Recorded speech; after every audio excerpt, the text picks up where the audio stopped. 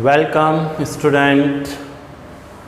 देखिए अब हम चैप्टर 4 के एंड की ओर जा रहे हैं, क्योंकि ये जो वीडियो है इसके बाद में मेरा एक और वीडियो आएगा जो कि स्टोरेज के बारे में बताएगा। स्टोरेज इट मीन्स जो भंडार का है, ठीक है। अभी हम लोग जो है बिजनेस सर्विसेज के बारे में पढ़ रहे थे, ठीक है। तो बिजनेस सर्विसेज का ये एक और पार्ट है जिसके अंतर्गत हम लोग अब देखेंगे कम्युनिकेशन सर्विसेज, इट मीन्स संप्रेषण सेवाएं, ठीक है।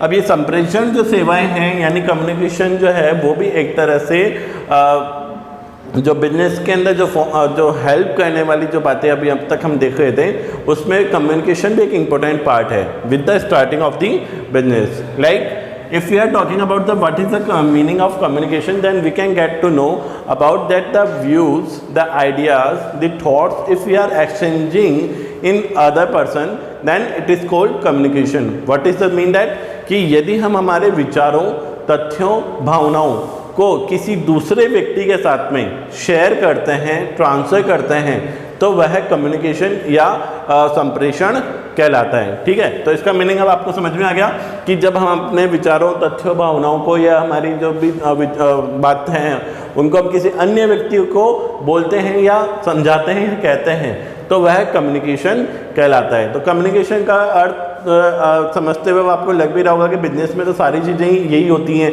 कि आप अपने तथ्य होते हैं, अपने विचार होते हैं, अपने डेटा होते हैं, अपनी क्वायरीज होती हैं, ठीक है। ये सारे आप कहीं ना कहीं पे एक्सचेंज करते हैं और उसके जो एक्सचेंज करने की जो प्रोसेस है वो कम्युनिकेशन या संप्रेषण कहलाती है, ठीक है। तो अब हम इसके अंदर देखते हैं, इसके 3 पार्ट्स होंगे। कम्युनिकेशन कहाँ कहाँ होता है, देखिए कम्युनिकेशन के अंतर्गत फर्स्ट है पोस्टल सर्विसेज, इट मीन्स डाक सेवाएं, telecom services, it means telecom सेवाएं, और परिवहन सेवाएं, इट मीन्स ट्रांसपोर्टेशन सर्विसेज। देखिए ये जो टेलीकॉम सर्विसेज है ये एक तरह से आपका ये वाला जो है वो तो आपका टाइम के बारे में बता देता है, ठीक है, प्लेस ऑफ टाइम, और ये आपका जो है आपका प्लेस के बारे में बता देता है, ठीक है। यानी एक स्थान से दूसरे स्थान की जो सेवा है वो तो परिवहन में आ जाती है, टाइम की जो सेवा है वो पोस्टल में आ जाती है, और ये भी टाइम की सेवा में इंक्लूड हो जाती है, ठीक है। आगे की ओर बढ़ते हैं अब हम कि डाक सेवाएं, इट मीन्स पोस्टल सर्विसेज क्या है। देखिए पोस्टल जो सर्विसेज हैं इनकी जो इंडिया में शुरुआत हुई थी, it is started in India in 1837, ठीक है। व्हेन इज स्टार्टेड इन 1837 यानी 1837 में इसकी शुरुआत हुई थी। और जो पोस्टल सर्विसेज का जो डिपार्टमेंट है यानी इसका जो विभाग है उसकी जो स्थापना हुई थी, establishment of the postal services department in 1854, ठीक है। तो ये तो चलिए मैंने आपको एक तरह से आपके नॉलेज के लिए ये बात बता दी। अब हम आगे बढ़ते हैं कि आखिर में पोस्टल सर्विसेज क्या क्या सुविधाएं देता है। अब देखिए आप भी जानते हैं कि आप जब डाक विभाग या डाक पोस्टल सर्विसेज जो डिपार्टमेंट है वहाँ आप जाते हैं पोस्ट ऑफिस, तो वहाँ पे आपको भी कुछ चीज़ें तो ध्यान होगी कि वो कौन कौन सी सर्विसेज देता है, जिसमें हम लोग कुछ के बारे में अभी यहाँ पे डिस्कस कर लेते हैं। फर्स्ट है वित्तीय सुविधाएं, it means financial services. Financial services के अंतर्गत क्या होता है, जैसे पीपीएफ वाली सर्विसेज है, ठीक है। इसके अलावा केवीएस किसान विकास पत्र वाला जो एक होता है, किसान विकास पत्र वाला। इसके अलावा नेशनल सेविंग सर्टिफिकेट, राष्ट्रीय बचत सर्टिफिकेट्स। इसके अलावा आपको मालूम होगा शायद पोस्ट ऑफिस जो है वो सेविंग अकाउंट भी खोलता है, जैसे बैंक। इससे पहले जो हमने वीडियो था ना बैंक, जिसके अंदर हमने बैंक की सर्विसेज के अंतर्गत जो बैंक के अकाउंट्स के बारे में पढ़ा था, वैसे वैसे यहाँ पे भी अकाउंट्स ओपन होते हैं। वहाँ पे भी जो है राष्ट्रीय बचत खाते होते हैं, सेविंग अकाउंट होते हैं, नेशनल सेविंग अकाउंट जिसे हम कहते हैं, मंथली सर्विस सेविंग वाले अकाउंट होते हैं, यानी मासिक आप जाएं और पोस्ट ऑफिस के अंदर अपनी जो है डिपॉजिट करवाएं। बैंक का जैसा ही सेम काम यहाँ पर भी होता है। और फिक्स डिपॉजिट, इट मीन्स सावधि जमा जो है वो भी आप यहाँ पर करवा सकते हैं। तो मतलब क्या हुआ फाइनेंशियल सर्विसेज का, कि यहाँ पर भी बैंक के भांति ही आपको अपने जो सेविंग्स हैं, इन्वेस्टमेंट जिसे हम कह सकते हैं या सेविंग जो है वो इस तरीके के अकाउंट्स भी यहाँ पर खुलते हैं, ठीक है। तो ये तो हो गई आपकी फाइनेंशियल सर्विसेज की बात। अब नेक्स्ट हम आगे बढ़ते हैं, इसके अंदर डाक सुविधाएं यानी पोस्टल फैसिलिटीज़ और कौन कौन सी वो हमें मिलती है। अब हमें देखिए आपको पता होगा पार्सल सेवा, आप जो है पार्सल्स जो हैं वो भेजते ही हैं आप लोग कहीं ऑल ओवर इंडिया में कहीं पे भी, है ना। तो इस तरीके से जो पोस्ट ऑफिस है उसकी कौन सी सर्विस हो गई, पार्सल सेवा।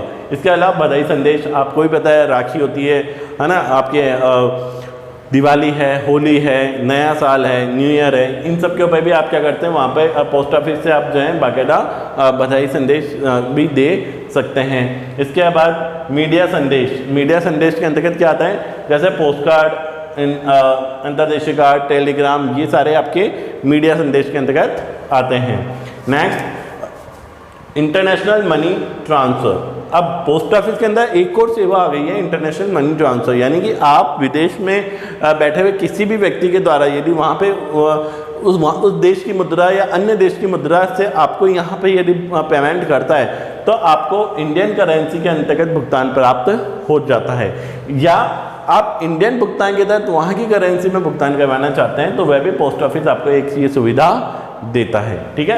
नेक्स्ट है पासपोर्ट सुविधा। अब देखिए पासपोर्ट सुविधा आजकल आपको पता है पासपोर्ट जो है वो वैसे तो पासपोर्ट ऑफिस में ही बनता है, लेकिन यहाँ पे भारत सरकार से टाई अप के तहत पोस्ट ऑफिस के अंतर्गत भी आप पासपोर्ट के लिए अपनी एप्लीकेशन दे सकते हैं और वहाँ पे भी आप अपना पासपोर्ट बनवा सकते हैं। ठीक है।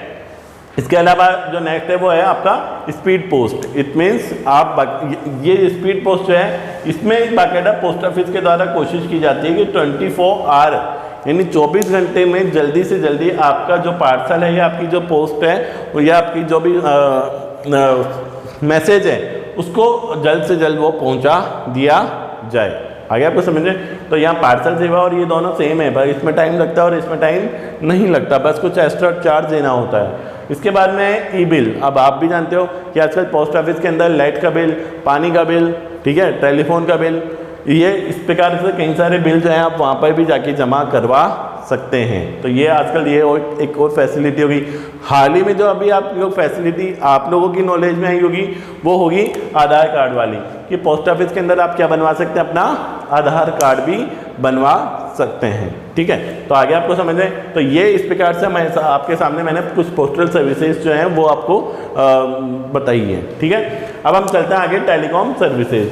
टेलीकॉम सर्विसेज के अंतर्गत क्या आता है, जैसे फर्स्ट आपका सेलुलर मोबाइल सर्विस। अब मैं जिससे वीडियो बना रहा हूँ, आप जिससे वीडियो देख रहे हैं वो क्या है, टेलीफोन। It means cellular. ठीक है। टेलीफोन एक अलग आएगा वो इसमें थोड़ा, लेकिन हम लोग सेल की बात कर लेते हैं। तो अभी जो आपके और मेरे बीच में जो कम्युनिकेशन हो रहा है, संप्रेषण हो रहा है, वो किसके माध्यम से हो रहा है, सेलुलर मोबाइल के माध्यम से।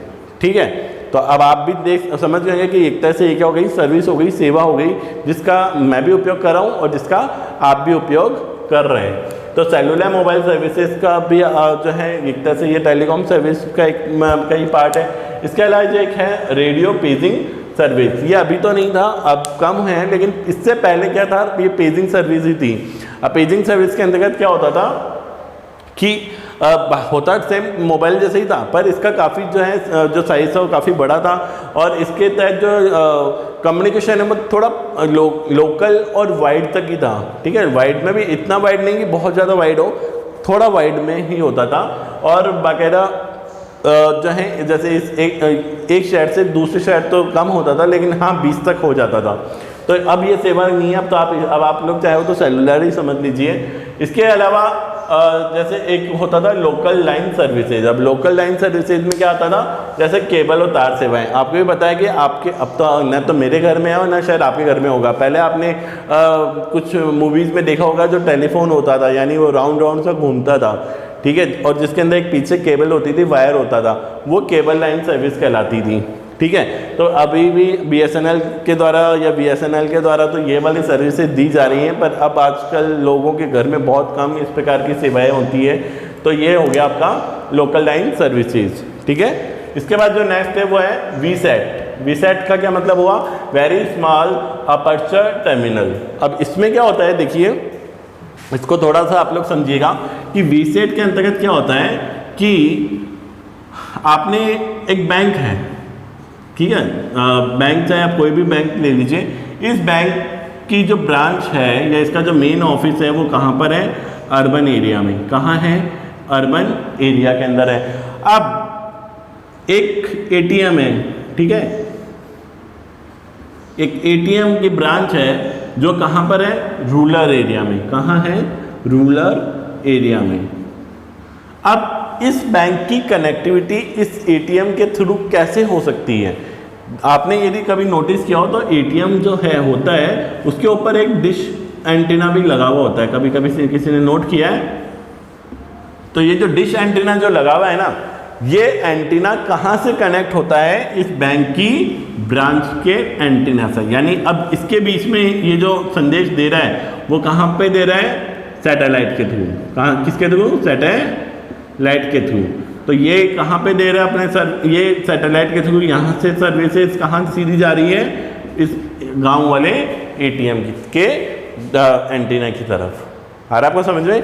यानी जब बैंक के द्वारा जो सैटेलाइट के थ्रू जो सर्विसेज दी जाती है या जो कम्युनिकेशन के तहत जो वहाँ पे जो कनेक्टिविटी होती है वो किसके द्वारा होती है, वीसैट के द्वारा, जिसका क्या मतलब है, वेरी स्मॉल अपर्चर टर्मिनल। ठीक है, आगे आपको वीसैट भी अब तक तो समझ में क्या होता है। तो ये भी एक तरह से सर्विसेज हो गई कम्युनिकेशन की। इसके अलावा डीटीएच सर्विसेज। अब आपको भी पता है डीटीएच सर्विस क्या है। आपके घर के अंदर जो टीवी चल रहा है वो टीवी किसके माध्यम से चल रहा है अभी, किसके माध्यम से, वही आपको भी पता है सेट टॉप बॉक्स, यानी कि Airtel, dish TV, Tata sky. ठीक है, तो ये जो सर्विसेज हैं वो किसके माध्यम से आपके घर तक आ रही है, डीटीएच, यानी डायरेक्ट टू होम सर्विसेज के तहत। तो ये भी एक तरह से कम्युनिकेशन का एक तरीका हो गया। इसके अलावा आप लोग अब जानते ही हैं इंटरनेट, जिसके माध्यम से आप और हम जुड़े हुए हैं अभी, फैक्स और ईमेल, यानी मेल, इलेक्ट्रॉनिक मेल। तो ये कुछ जो टाइप्स है वो किसके हो गए, आपके टेलीकॉम सर्विसेज के हो गए हैं। ठीक है, अब जो नेक्स्ट है वो है ट्रांसपोर्टेशन सर्विसेज, इट मीन्स परिवहन सेवाएं। अब परिवहन के कौन कौन से मोड्स हो सकते हैं, जैसे रेलवेज, रोडवेज, एयरवेज, वाटरवेज। अब इन सब जो वेज का जो मुख्य जो काम है वो कौन सा है, POP to POC, it means place of production to place of communication, consumption, या आप इसे कंजम्पशन कह दीजिए, कंजम्पशन। यानी प्रोडक्शन से लेके कंजम्पशन तक जो कार्य हो रहा है वो कहाँ पर किसके माध्यम से होता है, ट्रांसपोर्टेशन के द्वारा। अब वो कोई भी मीन्स हो सकता है, यानी साधन हो सकता है। ठीक है, यानी कि आपके पास अभी ये जैसे मार्कर है, अब ये मार्कर कहाँ पे प्रोडक्ट हुआ, कहाँ पे अब मैं यूज़ कर रहा हूँ। अब इसका जो वेज था, अब वो चाहे रेलवेज हो सकता है, चाहे वो रोडवेज हो सकता है, चाहे वाटरवेज हो सकता है, और चाहे वो एयरवेज हो सकता है। ये मुझे नहीं पता, लेकिन मेरे पास तो सीधा प्लेस ऑफ प्रोडक्शन से प्लेस ऑफ कंजम्पशन के मैं तो सीधा इसे कंज्यूम कर रहा हूँ। तो इसके बीच में जो भी सर्विसेज थी वो सारी यही वाली सर्विसेज थी, जिसमें एक ट्रांसपोर्टेशन सर्विस भी इंक्लूड होती है। ठीक है, तो ये आपके सामने जो है मैंने कुछ आपको कम्युनिकेशन सर्विस के तहत इसके कुछ 3 पार्ट बता दिए हैं। आप लोग अपनी बुक्स के अंदर भी एक बार इनको पढ़ लीजिएगा और इनको समझने की कोशिश तो वैसे करने की इतनी ज़्यादा ज़रूरत है नहीं, और ऐसे एग्जाम के पर्पज से इतनी ज़्यादा इंपॉर्टेंट भी नहीं है। हाँ, जरूर ये पोस्टल सर्विसेज थोड़ा बहुत आई थिंक कुछ 1-2 बेसिक क्वेश्चन आ सकते हैं, बाकी तो आप लोग अच्छी तरीके से इन सर्विसेज के बारे में जानते हैं। ठीक है, मिलते हैं नेक्स्ट वीडियो के अंदर। Thank you.